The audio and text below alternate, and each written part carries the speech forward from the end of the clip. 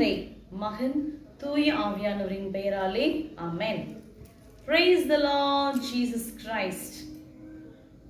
இன்னைக்கு நாம் தியானிக்க போகிற வசனம் திருப்பாடல் 139ல 3, 4.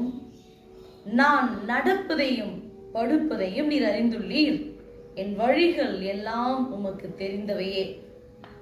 ஆண்டவரே, என் வாயில் சொல் உருவாகும் முன்பே அதை முற்றிலும் அறிந்திருக்கிறீர். இதுல 2 காரியங்கள் நாம் தியானிக்கிறோம். நாம ஏற்கனவே 1-2 படிச்சது போல நாம அமர்வதையும் அறிந்திருக்கிறார், எழுவதையும் அறிந்திருக்கிறார். இப்போ நம்ம எந்திரிச்சிட்டோம். இப்போ என்னது, நம்ம நடக்கிறதையும் அறிந்திருக்கிறார். ஓசையா புத்தகத்துல 11ஆம் அதிகாரத்துல 3ஆம் வசனம், எப்ராயிமுக்கு நடை பயிற்றுவித்ததும் நானே என்கிறார். இன்னைக்கு நடக்க சொல்லி கொடுப்பதும் யாருன்னா ஆண்டவர் தான். யோசிச்சு பாருங்களேன். சிறு குழந்தைகள இருக்கும்போது இந்த குழந்தைங்க நடப்பாங்க, கொஞ்சம் டடடான்னு போவாங்க, டக்குன்னு விழுந்துருவாங்க. திருப்பி என்ன செய்வாங்க, அவங்களே எந்திரிச்சு போவாங்க. இல்லை அம்மா அப்பா வந்து கை பிடிச்சி தூக்கி விட்டாலும் அதை தட்டி விட்டு திருப்பி அவங்க நடக்க தான் பார்ப்பாங்க.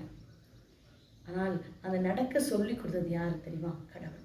அதான் இந்த பாட்டு இருக்கு பாருங்க, நடக்க சொல்லி தாரும் இயேசுவே இயேசுவே, நடக்க சொல்லி தாரும் இயேசுவே இயேசுவே.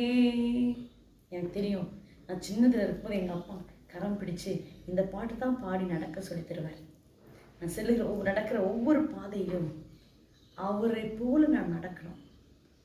இந்த நடக்கணும்ன்றது வந்து இட்ஸ் நாட் ஒன்லி பிசிக்கல். நான் நடந்து ஒரு பாதையில போறேன், அந்த நடந்து போற பாதை இந்த கால்களை வைத்து நடக்கிற பாதை மட்டும் இல்லை.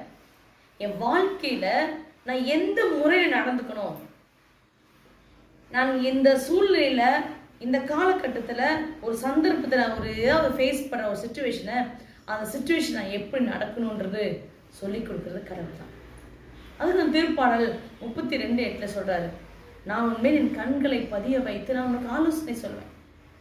நீ நடக்க வேண்டிய பாதை நான் உன்னை நடத்துறதுக்கு அவர் நடத்துவார். அப்ப நம்ம நடக்கிறது லிட்டரலா வெறும் நடக்கிறத மட்டும் எடுத்துக்கூடாது.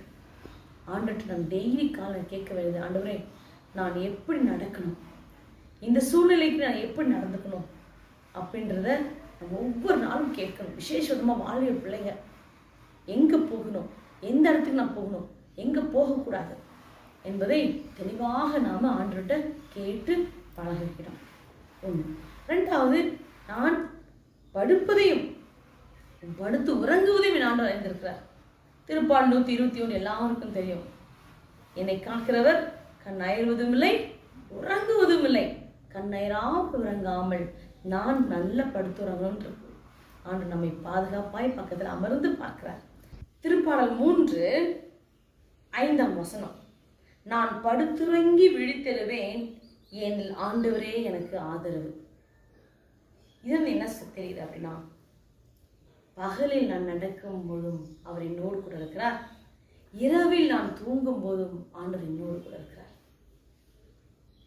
இரவும் பகலும் 24 மணி நேரமும் என் ஆண்டவர் என்னை கண்ணும் கருத்துமாய் காத்திருக்கிறார். என் வழிகள் எல்லாம் அவருக்கு தெரிந்ததே. இது தெரிந்த நாம ஏங்க கவலைப்படணும்? உங்களை முற்றிலும் அறிந்திருக்கிறார். எந்த அளவுக்கு அறிந்திருக்கிறார் பாருங்க. உங்கள் வாயின் சொல் உருவாகும் முன்பே, நாம என்ன பேச போறோம் நமக்கே தெரியாது, ஆனா அவருக்கு தெரியுங்க என்ன சொல்ல போறோன்றது. இதுக்கு உதாரணமா நம்ம பாலாக் பிலேயாம் பழைய ஏற்பாட்டுல பார்க்கிறோம். எண்ணிக்கை நூல்ல 22ஆம் அதிகாரத்தில் நம்ம படிக்கிறோம், இஸ்ராயல் மக்களின் எண்ணிக்கை முன்னிட்டு மோவாவு பெரிதும் அச்சமுற்றார். பாலாக் இப்ப நினைக்கிறாரு, அது என்ன, எப்படியாவது நாம ஜெயிக்கணும். மோவாப் மக்கள் கம்மியா இருப்பதனால அவர் கலக்கம். அப்போ அவர் யாரை கூப்பிடுறாருன்னா, பிலேயாம் என்கிற இறைவாக்கினர் கூப்பிட்டு அவர்கிட்ட சொல்றாரு, நீ புறப்பட்டு வந்து எனக்காக இம்மக்களை சபித்து விடும். யார? இஸ்ராயல் மக்களை சபித்து விடும். அவர்கள் என்னிலும் மிகவும் வலிமை மிக்கவராய் இருக்கின்றனர். ஒருவேளை நான் அவர்களை முறியடித்து நாட்டிலிருந்து துரத்தப்படும். ஏனெனில் நீ எவனுக்கு ஆசிரோ அவன் ஆசி பெறுவான், நீ எவனை சபிப்பீரோ அவன் சாபம் அடைவான் என்று நான் அறிவேன். அப்போ அவருடைய வார்த்தை மிகவும் நல்ல, ஆண்டுடைய வார்த்தைன்றது அந்த பாலாக்கு தெரிஞ்சிருக்கு. அதனால பிழையாம அழைக்கிறார்.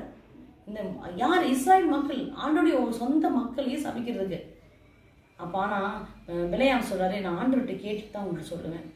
அவர் கேட்கிறார், ஆலோசனை முதல்ல ஆண்டுக்கு போக வேண்டான்னு சொல்றாரு. திருப்பியும் கேட்கிறார், வேண்டான்னு சொல்றாரு. மூன்றாம் முறை சரி நீ போ, ஆனால் நான் சொல்வதை தான் நீ செய்யணும்னு சொல்றாரு. பிழையாம் போகிறார். போய் அங்கே இடத்துல சரி சபிக்கிறதுக்கெல்லாம் வந்து இத்தனை 7 பீடங்களை கட்டுங்க, வெள்ளம் கட்டியாச்சு. இப்போ சபிப்பதற்காக பிழையாம் மேலே ஏறி அதை பலிப்படுத்திட்டு போய் அங்கே நின்று சபிக்க வாயை திறக்கும் போது என்ன ஆச்சு தெரியுமா? ஆச்சரியம்.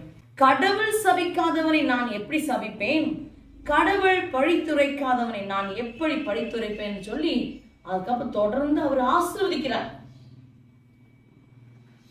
பாலாக்கு கோபம் வந்துருச்சு, அப்செட் ஆனாரு. அவர் என்ன சொல்றார்? நீ என்ன எனக்கு இப்படி செய்து விட்டாய், என் எதிரிகளை சபிக்கும்படி நான் உன்னை கொண்டு வந்தேன், ஆனால் நீ இதோ அவர்களுக்கு ஆசி மேல் ஆசி வழங்குகிறாய்.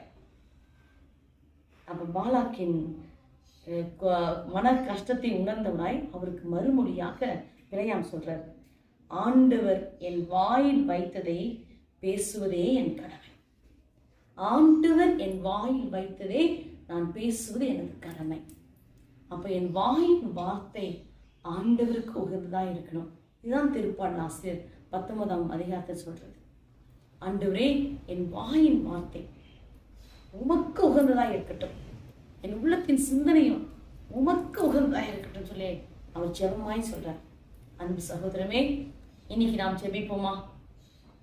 முழுமையாய் ஆண்டோடைய ஆவியானருக்குள் அப்படியே சமர்ப்பித்தோ ஒப்பு கொடுத்து, நான் நடக்க வேண்டிய பாதை, நான் நடந்து கொள்ள வேண்டிய முறைகளை ஆண்டவரே எங்களுக்கு கற்பித்தார். இதோ ஏசாயா புத்தகத்துல நீ சொன்னது போல, இதோ பின்னிருந்து உனக்கு ஒரு குரல் கேட்கும், இதுதான் வழி என்று அந்த வழியை நாங்கள் கேட்க, அதன்படி நடக்க எங்களுக்கு கற்றுத்தாங்கப்பா. இந்த மாதத்தின் முதல் நாள்ல இருக்கிறோம், ஜூலை மாதம் 1ஆம் தேதியில. இந்த மாதம் முழுதும் நடக்கவிருக்கும் ஒவ்வொரு சம்பவங்களையும் ஆண்டவரே உனக்கு நாங்கள் காணிக்கையாய் ஒப்பு கொடுக்கிறோம். ஆண்டவரே என் வாயின் சொற்களை நான் உனக்கு ஒப்பு கொடுக்கிறேன். என் நாவை சுத்திகரியும், என் வாழ்வும் சாவும் என் நாவாலே என்று நீதிமொழிகள் நாங்கள் படிக்கிறோம்.